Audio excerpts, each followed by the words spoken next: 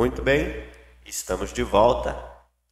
Já fizemos a seleção, a classificação. Primeiro, descobrimos as cenas, fizemos a seleção, a classificação, descobrimos as verdades iniciais e agora vamos concluir. Vamos tacar aqui para a tela. Deixa eu tacar aqui na tela para você ver o que nós já fizemos. Então, pessoal, vou limpar isso aqui.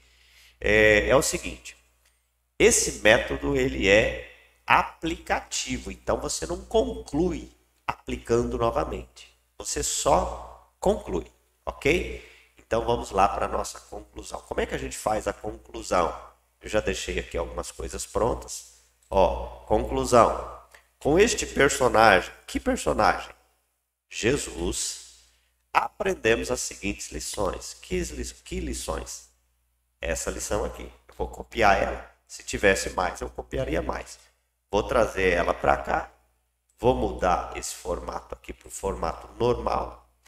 E vou ver o que eu aprendi aqui na conclusão. Lembra, eu fiz a conclusão e agora eu quero ver o que eu aprendi. Que Jesus é Deus. Eu vou marcar isso aqui. Pronto. Que Jesus é Deus. O que mais que eu aprendi? Que como Deus, Ele nos guarda. Então, eu aprendi basicamente duas coisas no verso 1. Então, o que eu vou fazer? Eu vou duplicar isso aqui, vou transformar isso aqui na lição de número 2. Aliás, não vou fazer isso ainda não, pessoal. Tá? Vou deixar assim. Primeiro eu vou criar o tema. Tá aqui o tema. Deixa eu criar o tema aqui. Jesus é Deus. E esse Deus nos guarda.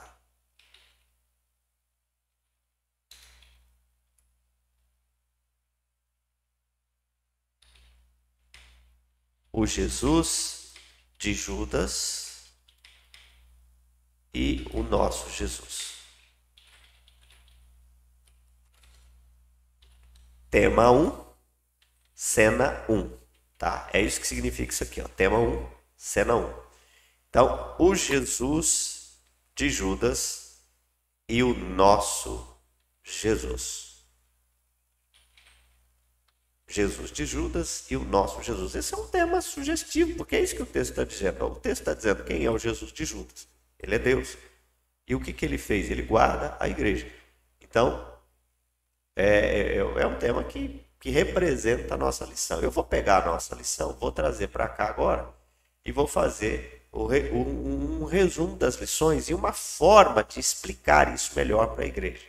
Não preciso mais da ideia aqui de lição. Então, o Jesus de Judas é Deus.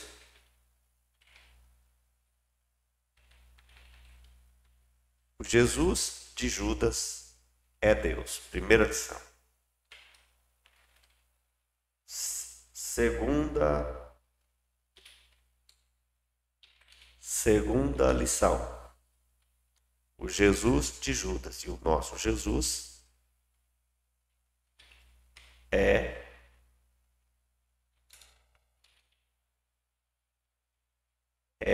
o Deus que nos guarda.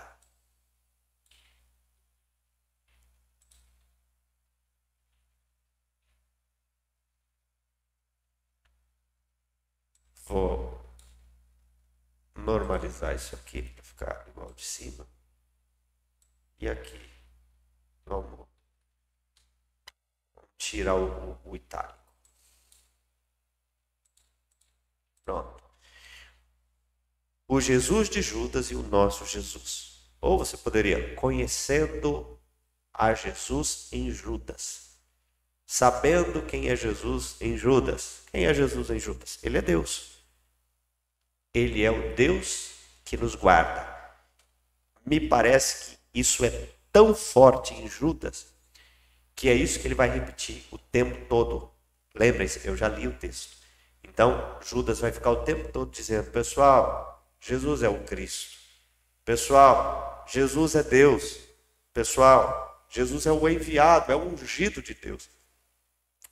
A gente precisa entender que hoje nós temos a Bíblia e a Bíblia nos diz quem é Jesus. A gente aceita isso naturalmente. A gente sabe que Jesus é o Cristo, que Jesus é Deus. Aquele pessoal estava enfrentando o grande dilema de associar aquele Jesus morto na cruz ao ungido de Deus, ao próprio Deus em Cristo. Então, os escritores daquela época tinham a necessidade sempre de associar Jesus a Cristo, Jesus a Deus. Por isso que para nós ler Jesus Cristo dá a impressão que é o sobrenome de Cristo. A gente não dá importância a isso porque a gente não se coloca na época. E na verdade, o que o autor está fazendo aqui é mostrando Jesus é Deus, certo? E praticamente ele vai fazer isso a partir de agora, o tempo todo nessa carta. Ele tem o objetivo de mostrar Jesus como Deus o tempo todo, certo? Deixa eu dar uma pausazinha, nós já terminamos, tá? Já fizemos todo o sermão, descobrimos as verdades, fizemos a conclusão está aqui, porém a gente vai usar isso aqui depois, né? Isso aqui é o que eu vou expor para a igreja. Quando eu estiver expondo para a igreja, eu vou começar, irmãos, o tema da nossa mensagem é o Jesus de Judas e o nosso Jesus.